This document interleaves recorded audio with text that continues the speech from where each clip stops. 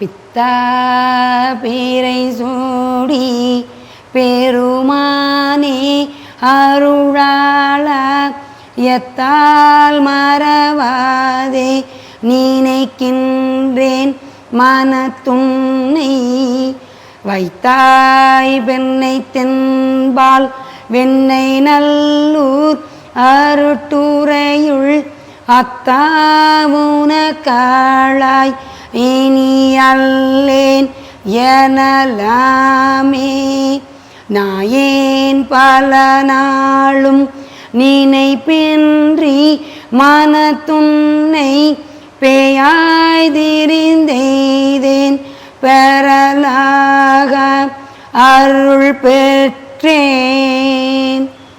இது பார்த்தீங்கன்னா சுந்தரர் எப்படி இங்கே வந்தார்னா எல்லாரும் மூவர் அருளிய தேவாரம் தான் இது. மூவர் அருளிய தேவாரத்தில் சுந்தரர் ஒரு ராஜாவாக இருப்பார். ராஜாவாக பிறந்தவரை போய் கல்யாணம் பண்ண விடாமல் இவர் ஆட்கொண்ட கதை தான் இன்றைக்கி. அவர் எப்படின்னா திருவெண்ணை நல்லூர் ஊரில் சுந்தரர் ஒரு ராஜா குலத்தில் பிறந்திருப்பார். அவருடைய முற்பயன் எப்படின்னா அவர்கிட்ட இறைவனுக்கு பூ பறித்து சேவகம் பண்ணிட்டு இருந்திருப்பார். அப்போது சிவபெருமான்கிட்ட சொல்கிறார், ஐயா இனி வரும் காலத்தில் நான் பிறந்தால் உங்களை நான் மறக்காமல் இருக்கணும், நான் ஏதாவது தவறு செஞ்சாலும் நீங்கள் என்னை கூட்டிகிட்டு வச்சுருங்க அப்படின்னு சொல்கிறப்ப இவர் என்ன செய்கிறாருன்னா ராஜா வீட்டில் என்ன செய்வாங்க, கல்யாணம்லாம் முடிக்க பார்ப்பாங்க. அப்போ கல்யாணம்லாம் முடிக்க போகிறப்ப அப்போ இவர் போயிடுறாரு வேடம் கொண்டு. இவன் தான் சொன்னானே நம்மளை ஆட்கொண்டு என்னைய கூட்டிகிட்டு வந்துரு அப்படின்னு சொன்னோடனே இவர் தாடியோட ஒரு அது என்ன சொல்லுவதுன்னா ஒரு சாதாரண ஒரு பிச்சைக்கார ரூபம் கூட வச்சுக்கலான்னு வச்சுப்போமே, அந்த ரூபம் எடுத்துகிட்டு போயிட்டார். போயிட்டோடனே ராஜா நீ கல்யாணம் முடிக்கக்கூடாது அப்படின்னு சொல்கிறாரு. கல்யாணம் முடிக்கக்கூடாதுன்னா இவர் யார் இந்த கிறுக்கு பையன், இந்த பிச்சைக்கார பையன் என்ன இப்படி சொல்கிறாப்புல அப்படின்னு சொன்ன உடனே இவங்க எனக்கு என் பரம்பரையே எனக்கு அடிமை அப்படின்னு எழுதி கொடுத்த பட்டயம் இருக்குது அப்படின்னு சொல்லி இவர் காமிக்கிறாரு. காமிச்சாச்சுன்னா அதில் கையெழுத்து போட்டு கொடுத்துருக்காரு. கையெழுத்து போட்டு கொடுத்தா நான் போடவே இல்லை அப்படின்னு சுந்தரர் சொல்கிறார். சுந்தரர் சொன்ன உடனே நீதிமன்ற வழக்காடுக்கு அங்கே போகுது. வழக்காடு அங்கே போகுதுன்னு பார்த்தீங்கன்னா அந்த பட்டயத்தில் பார்த்தா இவருடைய இதுக்கு முன்னாடி உள்ள முன்னோர்கள்லாம் எழுதி கொடுத்துருப்பாங்க. அந்த செப்பு பட்டயம் இருக்குது. செப்பு பட்டயம் பார்த்த உடனே இல்லை நீ கல்யாணம் பண்ணக்கூடாது, அவர் கூட தான் நீ போகணும் அப்படின்னோடனே இந்த பித்தன் பேரை நான் இந்த பித்தன் பிறை சூடன் பிச்சைக்காரன் அப்படிலாம் சொன்ன உடனே நீ என் கூட இப்போ நான் உங்களுக்கு என்ன தான் பண்ணணும், வழக்காடு மன்றத்தில் நீங்கள் அவர் கூடயே போகணும் தீர்ப்பு கொடுத்துட்டாங்க. ஒரு ராஜாவாக இருந்தவர் வழக்காடு மன்றத்திலேருந்து விடைபெற்று அந்த நம்ம சிவபெருமான் கூட பின்னாடியே வாராரு.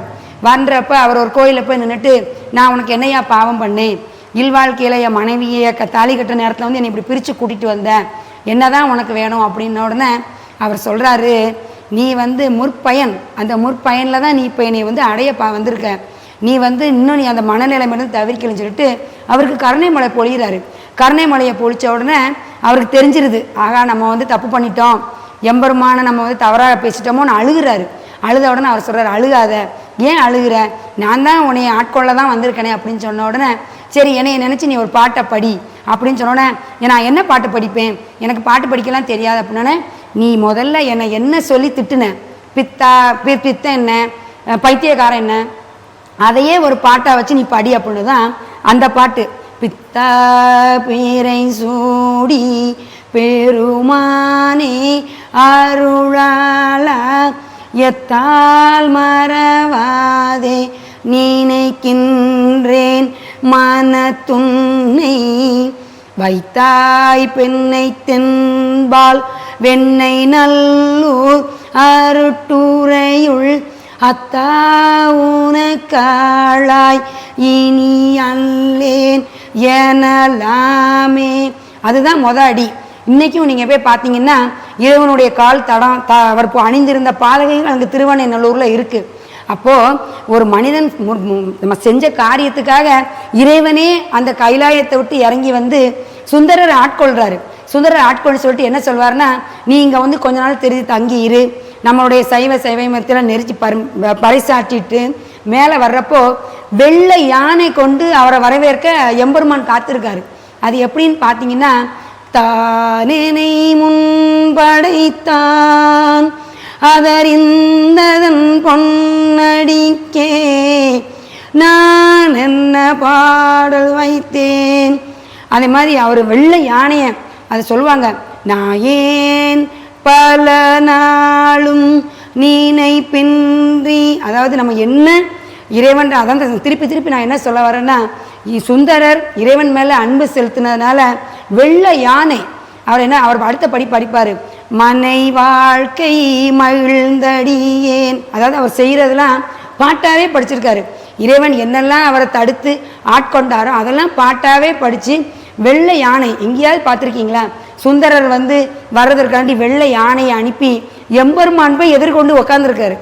எம்பெருமான் உக்காந்துருக்கணும்னா அப்பா சுந்தரர் மேலே எவ்வளவு அன்பு இருக்கணும். அந்த அன்பு தான் இன்னைக்கு சுந்தரர், அதாவது நீங்கள் இறைவன் சன்னதிக்கு போகிறப்ப பார்த்தீங்கன்னா நால்வர் சன்னதின்னு இருக்கும். அதில் சுந்தரர் உக்காந்துருப்பார். சுந்தரர் ஒரு ராஜா குலத்தில் பிறந்து இறைவனால் ஆட்கொள்ளப்பட்டவர். அப்போ அந்த சுந்தரருடைய கதைகள் தேவாரங்கள் எல்லாம் நீங்கள் படிக்க போகிறப்ப அன்பு, இறைவன்கிட்ட அன்பு தான் செலுத்தணுமே ஒழிய நம்ம பக்தி செலுத்தினா ஒன்றும் நடக்காது. பக்திங்கிறது நம்ம ஆலயத்துக்கு போகிறது, ஆலயத்தில் போய் சாமி கும்பிட்றதோடு இல்லாமல் அன்பு செலுத்தணும். இறைவன் அன்பு செலுத்த செலுத்த சுந்தரரை ஆட்கொள்ள மாதிரி நம்மளை அந்த கலியுகத்தில் யானையை அனுப்பி எதிர்கொள்கிறாரோ இல்லையோ, அட்லீஸ்ட் நமக்கு அங்கே அவருக்கான உட்காந்துருப்பார். அடுத்த சில கதைகளோடு உங்களை நான் சந்திக்கிறேன். நன்றி, வணக்கம்.